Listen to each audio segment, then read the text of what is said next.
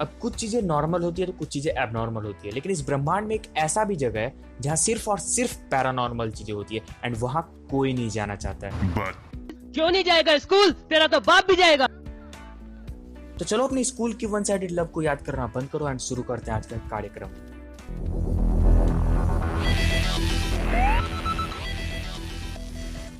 अब सोचो कि तुम एक मस्त सा सपना देख रहे हो एंड तभी कोई तुम्हारे गेट को खोलते हुए अंदर आए और तुमको एक जबरदस्त चुम्मा दे, तो तुम वहां क्या करोगे? अफसोस की बात यह है कि तुम वहां कुछ नहीं कर सकते हो, क्योंकि या तो वो तुम्हारी मम्मी रहने वाली है या तो वो तुम्हारा खड़ूस बाप रहेगा। अब हर बच्चा यही सोच के स्कूल जाता है कि आई हाय आज सबसे पहले बिमला दिख जाए, मजा आ जाएगा। लेकिन नहीं, ऐसा नहीं है। तुमको सबसे पहले वहां पे एक छोटा आदमी दिखेगा जिसका मूंछ तुम्हारे दिमाग से भरा एंड जिसका पेट देख के खुद कुंभकर्ण को शर्मिंदगी फील होता है, वो दिखेगा एंड लोग उसको प्यार से गार्ड कहते हैं। लेकिन वो गार्ड नहीं, एक वेरिफिकेशन मशीन रहती है जो कि ये डिसाइड करती है कि ये प्रोडक्ट हमारे कंपनी का है या नहीं है। तुम्हारा आईडी कहाँ है? भूल गया। भूल गया? हाँ तो निकल, स्कूल भी तुमको भूल गया, निकल। एक तो हम लोग को ऐसे स्कूल जाने का मन नहीं करता है, ऊपर से इन गार्ड्स को लगता है कि हम इसके स्कूल के हैं भी या नहीं है। एंड पता नहीं स्कूल में सब अपने आप को प्रिंसिपल ही क्यों समझता है, चाहे वो टीचर हो या फिर स्वीपर हो, हर कोई निकालने का ही धमकी देगा। असेंबली मेरे को दुनिया की सबसे वाहियात चीजों में से एक लगती है। पता नहीं इन स्कूल वालों को कड़की धूप में हम लोगों को झुलसाने में क्या मजा आता है। और असेंबली में होता क्या है? तुम लोग बोलोगे प्रार्थना।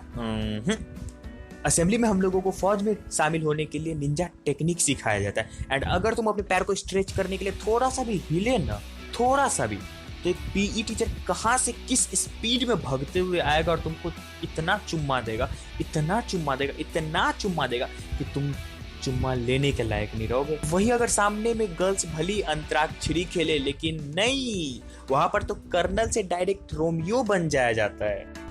अब असेंबली में सबसे पहले दो बच्चा आएगा एंड बोलेगा थॉट ऑफ द डे, जिसमें कि लिटरली किसी को भी इंटरेस्ट नहीं रहता है, ना ही तो बच्चों को ना ही टीचर्स को। टीचर्स का तो छोड़ो, वो तो अपनी ही दुनिया में चुगली करने में व्यस्त रहता है एंड बच्चा ये सोचते रहता है कि बिमला मोहन की कैसे हो गई बे, जबकि राजू ने उसको ज्यादा समोसे खिलाए थे। लेकिन ये लोग यही खत्म नहीं होंगे, फिर आएगा प्रिंसिपल। कुछ प्रिंसिपल अच्छे होते हैं जो कि अपना समाचार बहुत ही जल्दी खत्म करके निकल लेते हैं, लेकिन कुछ होते हैं जो राम रहीम के बचपन से लेकर के उसके बुढ़ापे तक का भाषण दे के जाएंगे। एंड अगर तुम्हारा किस्मत तुम पर कुछ ज्यादा ही मेहरबान है तो फिर आएगा प्राइज डिस्ट्रीब्यूशन। अब ये बच्चों को प्रेरित करने के लिए नहीं होता है, ये दरअसल टीचर्स का एक साजिश होता है, जिसमें कि तुम लोगों को ये बताया जाता है कि तुम दुनिया के सबसे बड़े नल्ले हो, तुम कुछ नहीं कर सकते हो, और जब तक तुम अपने पसीने को इनो समझ के पी ना लो तब तक ये तुमको क्लास नहीं जाने देंगे। बाथरूम स्कूल में हर किसी का फेवरेट होता है, लड़कियों का तो पता नहीं, लेकिन हाँ लड़कों को यहाँ पे उच्च कोटि का आनंद मिलता है, क्योंकि यहाँ पे वो आराम से 4-5 पीरियड बंक मार सकते हैं एंड यहाँ पे कोई बोलने वाला भी नहीं होता है। और अगर गलती से किसी एक बाथरूम में 4 बच्चे दिख गए तो तुम वहां जो चाहे वो कर सकते हो, लेकिन सूसू नहीं कर सकते हो, क्योंकि उन चारों में से कोई नहीं तो कोई एक कमीनापंती करेगा और तुमको सूसू नहीं करने देगा। अब बाथरूम ना मारने का सबसे अच्छा जगह होता है, कुछ भी हो चलो बाथरूम। जैसे कि स्कूल वालों ने तुमको बाथरूम नहीं, रॉयल रंबल का स्टेज दिया हुआ है कि आ जाओ एंड एक दूसरे को फेंकते रहो नीचे। और कुछ बुद्धिजीव तो यहाँ पे पुशअप्स मारते हैं। अब सोचो कि तुम काम कर करके मरमरा गए हो एंड तभी तुमको पता चल रहा है कि तुम्हारा बॉस अब 10 दिन का छुट्टी तुमको दिया हुआ है, तो तुम्हारा जो रिएक्शन रहेगा वही रहता है स्कूल के लड़कों का जब 4-5 घंटी एक साथ बजती है, क्योंकि उनको सारा पागलपंती यही करना रहता है। लेकिन कुछ ऐसे भी उच्च कोटि के विद्यालय रहते हैं जहाँ इतनी से भी आजादी लंच में भी नहीं रहती है, जैसे कि मेरा। अब सोचो कि तुम लंच कर रहे हो एंड सामने एक सांड से शकल का आदमी तुम्हारे डब्बे को देख के अपने मुंह से पानी गिरा रहा हो, तो तुम क्या वहां पे लंच कर पाओगे? एंड अगर गलती से तुमने अपने लंच में पास्ता या कुछ अच्छा ले आए तो तुम ये समझ लो कि तुमने आज भंडारा कर दिया, 10 बच्चों का पेट तुम पाल रहे हो अकेले आज।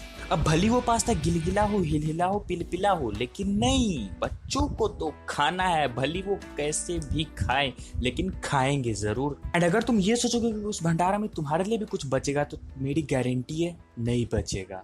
और सबसे बड़ी प्रॉब्लम यह है कि लंच में तुम 2 मिनट कहीं पे शांति से बैठ नहीं सकते हो, कोई नहीं तो कोई आके उंगली जरूर करेगा।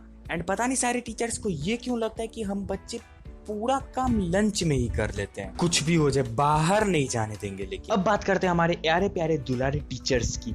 अब टीचर्स वो लोग होते हैं जिनका खाना तब तक नहीं पचता जब तक वो उंगली ना करते बच्चों। पता नहीं घर पर बीवी से ऐसा कौन सा बात होता है जिसका गुस्सा हम ही पर निकाल। एंड टीचर्स के पास हमेशा से एक राइट रहा है होमवर्क का, जिसको अगर तुम कंप्लीट करके नहीं न गए तो तुम सोच लो कि तुम अपना सल्तनत खो बैठोगे। अब तुम रोज रोज स्कूल जाकर पगला जाओगे। तुम सोचोगे चलो एक दिन छुट्टी ले लेते, वैसे भी कुछ होना नहीं है स्कूल जाकर, तो एक दिन छुट्टी ले लेते। लेकिन ये चीज करके तुमने बहुत ही बड़ी गलती की, क्योंकि अगले दिन तुमको पता चलेगा कि पूरे साल का सिलेबस खत्म हो गया है। अगले दिन तुमको 36 कॉपियां सबमिट करनी है, और ये सब सोच के तुम बौखला जाओगे और बोलोगे कि अब हम मर जाएंगे लेकिन स्कूल में छुट्टी नहीं लेंगे। लेकिन तुम तो ठहरे इंसान जाति से बिलोंग करने वाले, तुम कैसे सुधरोगे? तुम अगले दिन भी छुट्टी मारोगे। तो अब वो टाइम आ गया जिसका इंतजार हर बच्चा रो रो कर बेसब्री से इंतजार कर रहा था, छुट्टी का। एंड इसकी घंटी बजते ही पता नहीं कहां से उन मरे हुए बच्चों में सुपर पैन जैसी पावर आ जाती है। ऐसे चिल्लाते हैं जैसे आरसीबी ने मैच जीत लिया हो यार। तो बस यार आज के लिए इतना डोज काफी था। अगर वीडियो पसंद आया तो वीडियो को लाइक ठोको, शेयर करो और चैनल को कर लो। मैं मिलता हूं अपनी अगली वीडियो में, तब तक के लिए गुड बाय।